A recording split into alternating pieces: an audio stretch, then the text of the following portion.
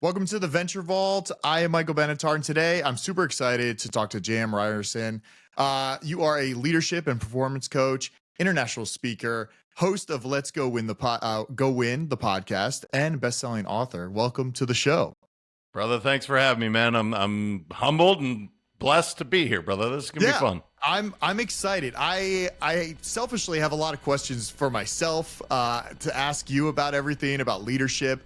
And we can kind of, I guess, just dive right in. I run a few companies, and I think the biggest thing for me when I started managing people was to figure out how to have everybody involved and as passionate as I was, right? Like, I'm 100% in, like, this is what I want to do. I want to grow this business. I want to do this. And it was always hard, you would hire somebody and it wouldn't seem they would be as motivated or as into what I wanted to do or go above and beyond.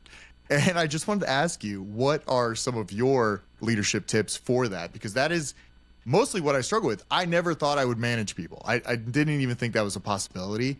And that seems to be my biggest struggle, is figuring out how do I motivate? And it's hard. Yeah, so I mean, look, you're not alone. That is the challenge for everybody, is trying to figure out the right people, right? Yeah. So it actually starts with you. Here's the good news. You actually have control of it if you are real clear on what you want to do, your vision.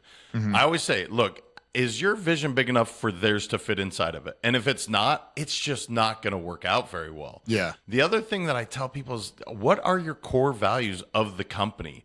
And here's what's crazy, Michael. I will literally go to 1,000 businesses and I'll ask that same question. 999 of them don't actually know. Yeah. And that doesn't mean they're not succeeding and making money, but it also means they could be doing it a little bit better, a little bit easier. Because when you get really clear on your cultural values, whatever they are. So for my Let's Go Win, it's happy, healthy, wealthy. Those are the three that I landed on just based on years of coaching. And if you're not somebody that actually is a happy person, if you like to be that, kind of grouchy guy, you're just not going to fit in our company. And that's cool, man. It doesn't mean that you're bad. It's just you're not a good fit for us. So once you get clear on that, then you start finding the right people to be on your team. Then the inspiration part of it kind of takes care of itself, because you're finding those like-minded people. But if you're not clear on what you're looking for, yeah, man, it's a freaking disaster. Yeah, and it's hard too, because even when you're interviewing and you want to hire somebody, bring somebody on, sometimes I feel like you get fooled during the interview process, and sometimes it's like, oh, it's fine. We'll like figure it out. We'll get them going, and that's what I've noticed over the course of like hiring people. I've hired some people, offshore and working with them, and cultures are different, people are different. Hiring in the U.S. is so different. Because values are different too. Like people, they want a little more balance in work life. Can I do this? Can I do that? What are your thoughts on an interview process that makes it easier for somebody like myself? Because I think that's hard for me too. I just chat with them. I sit there for like 30 minutes, talk to them, want to get to know this person and see where they're at, what they're interested in, and still sometimes I get fooled. I'm like, oh, you this is great. This guy knows everything. This guy like aced the quiz. But then when it comes to like the real experience stuff and starts working, I'm like, what's going on? Like, this didn't seem like what you were in the interview. So any tips there? Yeah, man. So my first three companies that I built, this is really what I was good at, was building teams. So behavioral interviewing is literally the key, in my opinion. So for instance, if I say, hey, Michael, do you believe in hard work? That's a terrible question, because Michael's going to say yes. Yeah. Well, that didn't tell me anything. Yeah. If I say, can you give me an example of what hard work looks like to you? Then now I'm actually getting him to think on the spot, be authentic in his response. And if he's like for me, I would answer that with, I grew up in Montana. During the summer times, I would work on a ranch digging, post holes or, just so many fence related items. Yeah. Like that was hard work. Or roofing. That was hard work. That tells you a little bit more about some of the experience. Like you've actually have had to do some real work experience, not Sure. just, yes, I believe in hard work. So that's a huge part of it. Now, you did mention trying to also interview like in this virtual world. It's a Yes. little more challenging, right? Because you're not actually with them. So the other thing I would say, if you are physically able to, take them outside of the office. Take them to, whether it's to lunch, to golf. I found one, there's a guy, I will never forget. Perfect resume, the perfect interview, brother. I'm like, this guy is money. Yeah. We go to lunch and he treats the waitress so poorly. I was like, thank God I took you out to eat, because there's no freaking way I would ever have you on my team. You are, I mean, this was just so eye-opening, but I wouldn't have seen it in the interview chair. He would have been a part of my company. He would have been an absolute disaster. So if you can, take him outside and get to know him a little bit. And for my, I mean, I know this is a lot of selfish questions, but like even for myself, what are some of the things that I can do in my day-to-day to give more, not only more performance to myself, but even to people in my company? Because that's where I think in the virtual world, I would say everybody is remote I work with. We're doing this remotely. You're on the other coast. I'm in LA. And it is hard to kind of like, it's hard to get to know each other. It's hard to kind of feel it out. You got to talk for a while. Are these things going right? You're on Slack.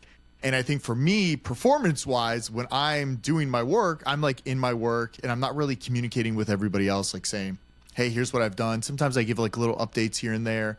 But I think it's really hard in the virtual world to really have, I almost want to say like a community, because when you're in the office, it becomes a community and you're interacting with people. It's like, hey, let's go out and get a drink tonight or go to dinner. What have you seen with this virtual world? How have you kept kind of everybody on the same status that you like it at?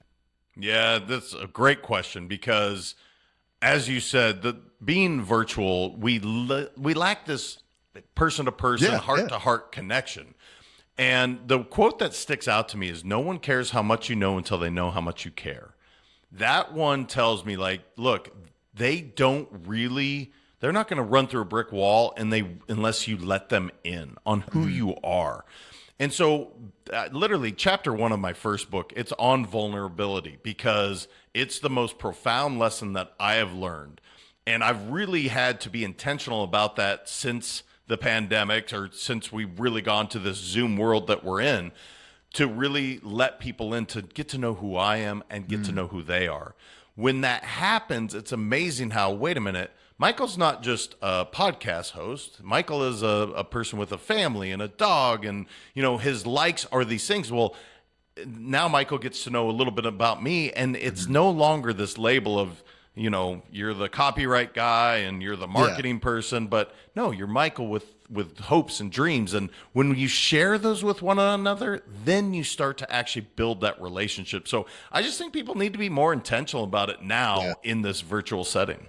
It's so funny. It's so different because I've been working for the first time this year with people overseas, and big cultural difference in the way they work and the way they communicate. It's very direct, and they don't seem to want it. No one really wants to get to know you as much. It's just like, what can I do? Like anything you want me to do, I'll do it. And it's so different from when you hire in the US. It's like, do I really have to do that? And it's so funny how it's so different. I had a big question too. How did you get to write your books? Because I've always thought about how fun it would be to put something together. I'm sure it was a ton of work. You've done 2 books so far, which I'm gonna buy it on Amazon. I'm gonna get one of your books. Is it a grueling process, or is this something that you had for years in mind, or just like notes, like you just kept a binder or something? How did it all begin? So, yes, it's a grind. Yes, it is a hell of a lot of work. Yeah. I don't know why I wrote, because I have 3 now actually, and I don't know why I wrote the 3rd one. Honestly, I don't. And my wife was ready to strangle me, because you're going into the lab, man, and you're gonna have to like really pursue it. But what's so funny about it, I found my best way to do it is to literally, just like we're doing now. I worked with a woman where we literally just interviewed and just kept going through, because my brain works a lot better. When I read my writing, I was like, this is freaking awful. No one is going to want to read this. I certainly don't. So I had to kind of find my groove. But I will tell you this. I have always put my goals on my bathroom mirror. And 3 years of, because the first book was actually written for my kids, my two boys, my wife and I. And when I had been sitting for 3 years and I literally had a little bit of chapter one. And my son was 8 at the time, and he comes by and he goes, "Hey, Dad, how's the book going?" And brother, he destroyed me and inspired me with that one simple question. Because I won't lie to my kids. I was like, Yeah. I have massively failed, Trey. I literally have a little bit of chapter one. I finished the book within 6 months after that because I was like, this is nonsense. I'm writing this so that if I get hit by a bus, my kids have a little piece of what Dad's philosophies were. Yeah. And how selfish am I by not actually pursuing it? So I was a bit of a train wreck in the beginning. I found my groove, and it did become a little bit easier. But man, when you're going to do it, enjoy the process as much as Sure. you can, but just know, like, it's a grind. It certainly is. What was your experience? Is it a ghostwriter, or was it just somebody that was there kind of just listening back to your audio, or getting a transcript and kind of rewriting that? How did that process work? Yeah, I've actually done both. The first one was a gal that was a ghostwriter, and what we would do is we would literally do the transcription, then she and I would work on the wording. So it wasn't like she would just take it and write it. Sure. We would do the writing, and then it would be like, does that sound like you? And verbally, it sounds so much more the way I want to present myself. Sure. When I write, sometimes I'm like, dude, that is dry, brother. What are you doing? Yeah. So I've kind of done a little bit of both, but Okay. Jen Lil Brown, shout out to her, man. She is a freaking awesome. If anybody's ever looking for an amazing ghostwriter, she's an animal. And what are the like? Because I see a lot of people release books. Like I've listened to a lot of podcasts, and it seems like everybody releases a book. What's kind of the business of the book industry? Did you go direct to publishing through Amazon? Did you publish it yourself? Did you get a publisher? How did that all work? Yeah, I self-published. Okay. That was based on many people's recommendation, and I just did it through Amazon. It's actually pretty seamless now. I mean, there's so many people that write books. I mean, there's millions of books written every year. I will tell you this. So after the first book, I was a bit deflated because I read that over 90% of people never get past page 11. And I was like, dude, that is just depressing. So my second book, literally, it's 11 pages of text, and then it's basically a journal, because I was just like, man, I'm not writing this whole long, Sure. 180-page book or whatever it is if they're only going to read 11 pages. That's funny. And so what is I guess, was it a good choice business wise to go and do that? Obviously, it's great when you're out there and you're a coach and doing all this and be able to say, hey, read my book. This is going to help you have a really good base foundation of doing XYZ. But was it, I mean, I guess personally it must have been a great effort and you did it. But what business wise, how did that work out? Because I'm always wondering, the business industry must be good if everybody's writing books, right? Because it doesn't, I don't know. I just see so many and it just makes me wonder. So here's what I would say. There are authors out there that they make a bunch of money writing books. I'm not that guy. It's not, if you're looking at ROI, you wouldn't be like, yes, we should spend whatever amount of time, energy, and money, because it's not going to make sense financially for the majority of authors out there. However, with that being said, in terms of like third-party credibility, when I go to speak, it does give you a little bit more credibility, if you will. Like, it's kind of like somebody being married. I guess they were able to see it through, or somebody can at least put up with this guy. That's kind of like writing the book. If somebody is willing to actually put that effort in, it does tell you quite a bit about them, because it's not an easy process for me anyway. So I think that's the best way I can answer is like, no, financially, I wouldn't say it's a financial windfall. Yeah. But I would also say I've had speaking gigs and other things because of the book.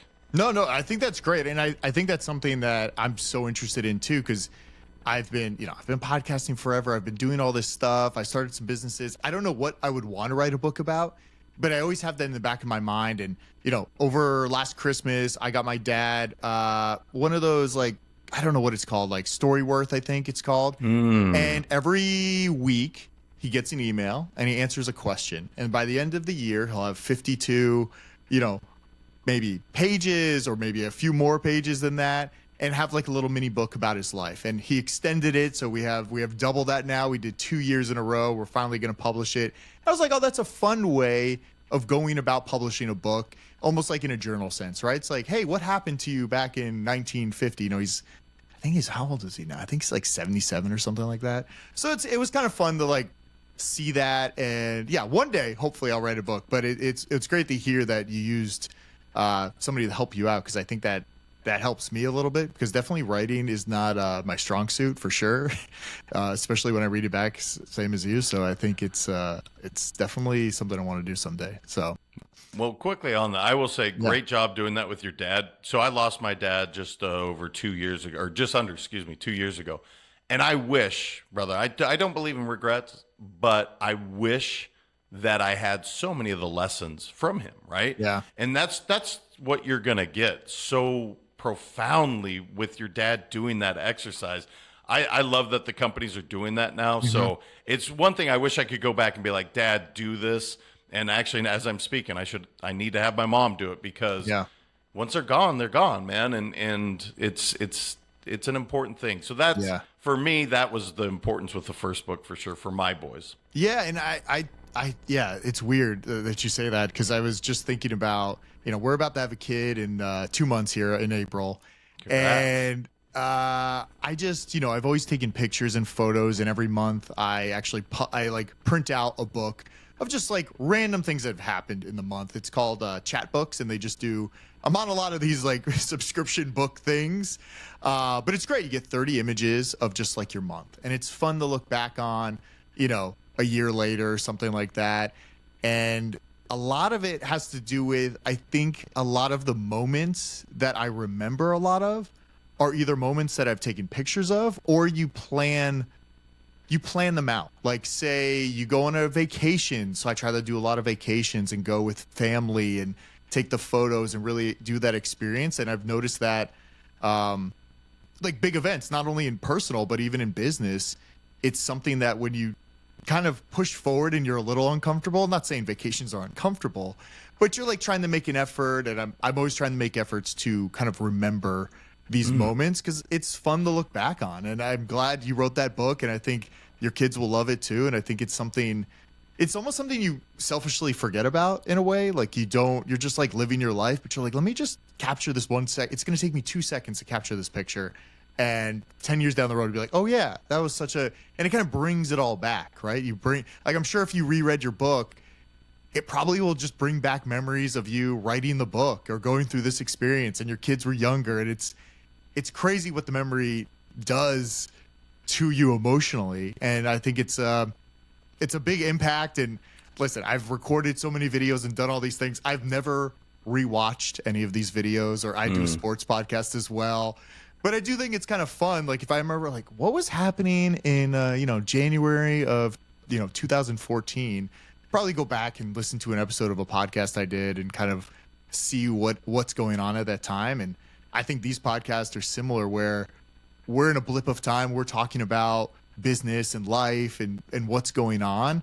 And yeah, I think it's really important. So I'm very jealous of that you wrote those books, and hopefully one day I'll get to write it. And it was not, it's something on my radar, but not anytime soon, because I have no idea what to write about, but it's definitely fun for sure.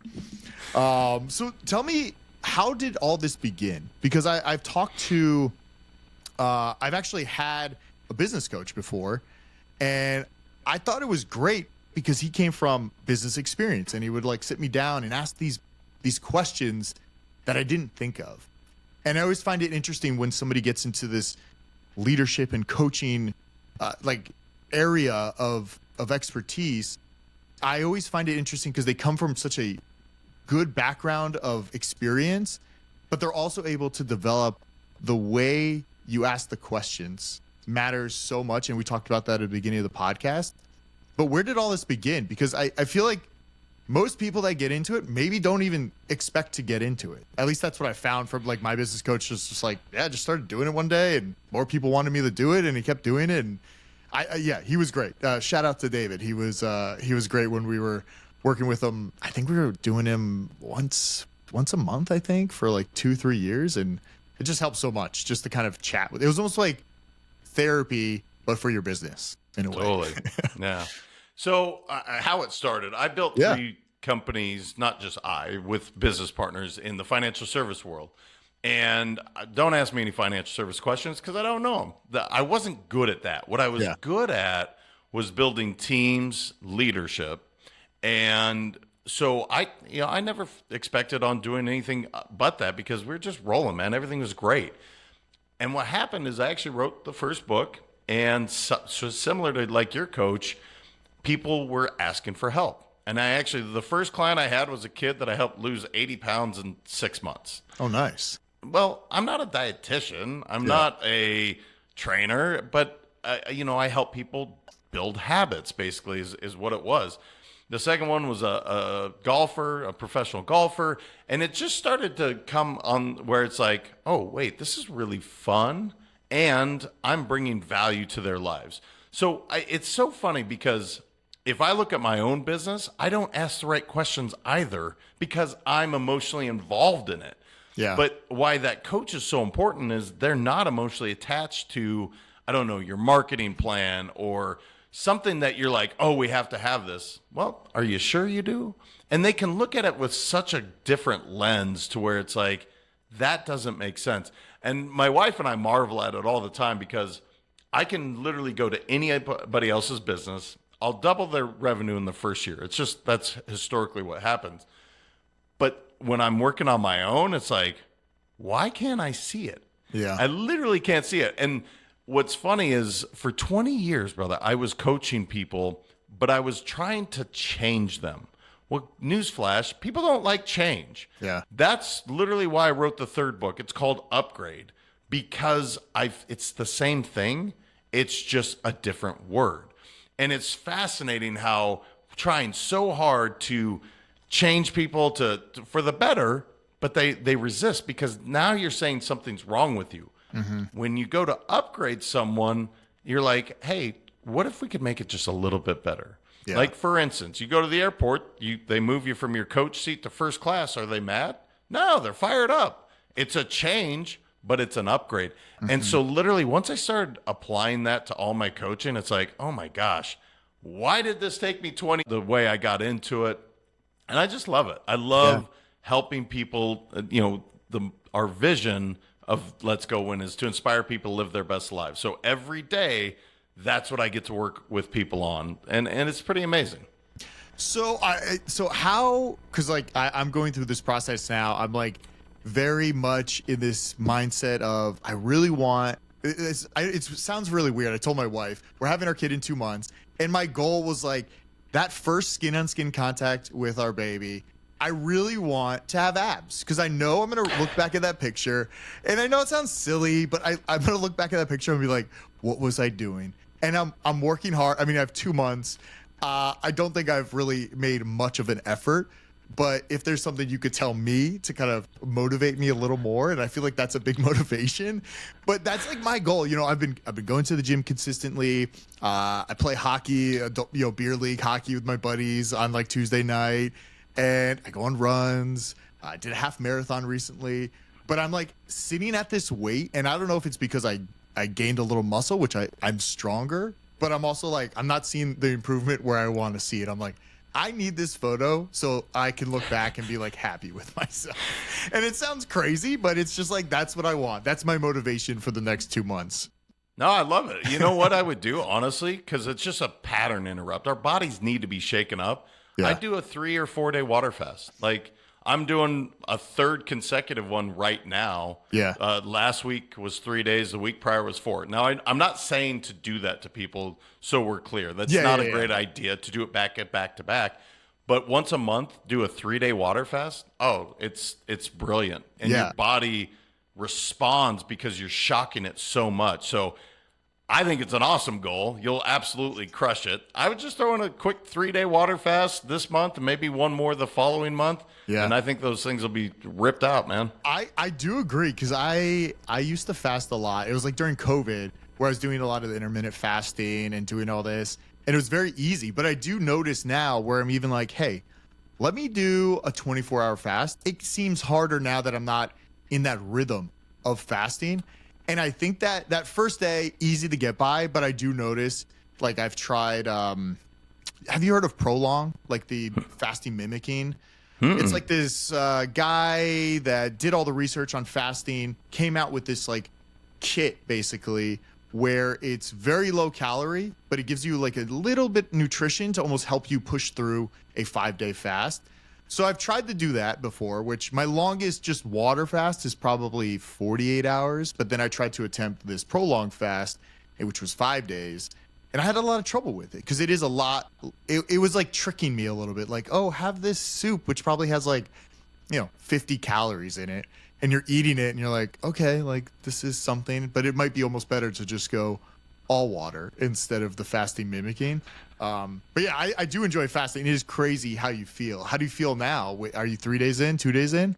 No, so I just started last night. So Okay. and I definitely didn't do it the right. It was Super Bowl last night. I So know, I I mean, know. I definitely had some tequila, and it's like, this is not a great time to be fasting. For sure. But it was like, look, I hear people all the time. They're like, I can't do that. Well, yes, you can. Anyone can. You may choose not to. I get it. But I do feel so good. So it's funny. To me, it's the first day is usually the worst. Yeah. Day 2, I love. My brain is on frickin' fire. Like, that is when creative juices are going. Day 3, pretty similar. It doesn't get bad until I start thinking about, oh, I'm going to break my fast at whatever time. Then it starts to suck. So I told my wife, I was like, I don't know, I'll do 3, 4, 5-day fast, whatever it is. So we're flying to Vegas the end of this week, so I'll probably stop it on Thursday. Yeah. But I just like to do it just to prove to myself, like, the food doesn't control me, man. Like, I have control over what I want to do, and my body responds so quick. And the reason I'm doing the back-to-back-to-back is there's a guy that did a full month of it where he did 3-day water fast, and then the next week he went from 16% to 6% body fat. Whoa. And I was like, damn, that's interesting because, again, I'm a little heavier than I'd like to be. My body's really settled in. I'm like, no, forget this. Like, I coach people on this. Yeah. I can do this. So I'm just using the extended water fast to That's great. kind of quicken it. And do you plan out that week? Because I always think about it. I'm like, because I had that same thought. I was like, I could start the fast today. Like, I was like, oh, I should do it today.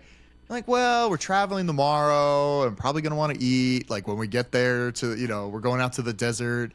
How do you plan around it? Because that's a big one for me, too, where, hey, on a weekend, it is hard to be social. It is hard to, like, do stuff. Do you still work out? A lot of those questions come up when I'm doing it. So I'm just curious what you do. Yeah, so it's been all over the map. Yeah. Last week, I told my wife, because the first week I avoided the kitchen. I didn't want to be in there. Sure. And I was like, no, that's baloney. Like, I can be in front of food and not have it literally tempt me. So last week I was totally, I cooked for the kids and I was in it. Nice. And I was like, I am not going to let this determine. Because it's really more of a mindset. Yeah. If you're like, oh, I'm so hungry, I have to eat. Well, yeah, of course you're going to be hungry if you say that. Yeah. But yeah, I work out. I do everything normally. And it's just more, it's such a strong way to test your mind. Of like, course, how yeah. resilient are you? And sometimes I'm not that resilient. I didn't like that. So yeah, I told her, I was like, I'm just going to be in it, man. Like, Yeah. we're going to be in normal. If we go out to eat, I'm going to enjoy my water with you guys. Like, no big deal. That's awesome. No, that's great. I'm definitely going to do it. I think I'm going to do it. I'll probably start next week. I'm going to start next week. We're going to get a little vacation in and then I'm going to start it. But yeah, I used to love it when you would get through a day. I would sleep like a baby at the end of like even 24 hours. I don't know why I slept so well. Just like perfect sleep. You wake up, you have energy. Yeah. All right, you motivated me. So that's it. I'm going to have abs for my child's birth in 2 months. Yes. Perfect. JM, I appreciate you coming on the podcast. Where can everybody find any of your links, any of your books? Where can everybody find you? Yeah, brother. Thank you so much for having me. This was a course. blast. Let'sgowin.com is my website. All the books are there. Amazon, the books are there. Let's Go Win 365 on Instagram is probably where I have the most traction. Okay. DM me, you guys. The conversation Michael and I were just having, this is me, man. You're gonna get the same guy on stage, off stage. So just hit me up. And thanks for having me, man. This is a blast. I thank you. I appreciate it so much.